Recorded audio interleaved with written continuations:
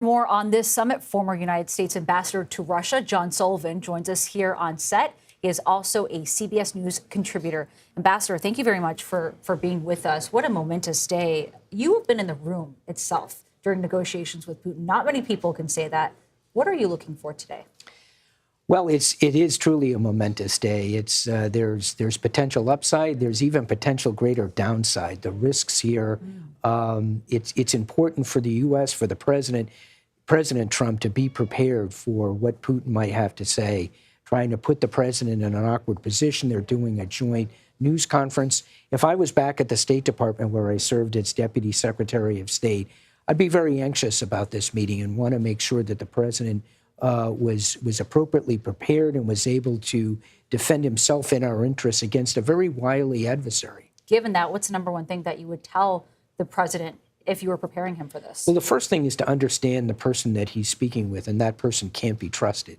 He lied. Putin lied to the world 3.5 years ago. He told not just President Biden, but President Macron, leaders across the world, that he wasn't going to invade Ukraine, had no plans to do so, and within days of making those statements, invaded Ukraine. He can't be trusted. The old story that the Russian proverb that Reagan used to repeat to Gorbachev, trust but verify, that sounds quaint now. There is no trust with Vladimir Putin. Still, at the same time, President Trump says he will know within the first couple of minutes. He said 2, 3, 4, 5 minutes if this will be a successful meeting with Putin. What do you make of that? Well, look, President Trump has been assessing Putin on this issue for months now. Secretary Rubio's been saying this. The Secretary of State has said several times, we're going to know soon if Putin is serious about peace. The Secretary was saying that in February. It's now August. I think Putin has answered that question. Talk to us about what kind of leverage the United States actually has for this conversation today. An extraordinary amount of leverage, but the key is whether Putin believes we'll actually use it.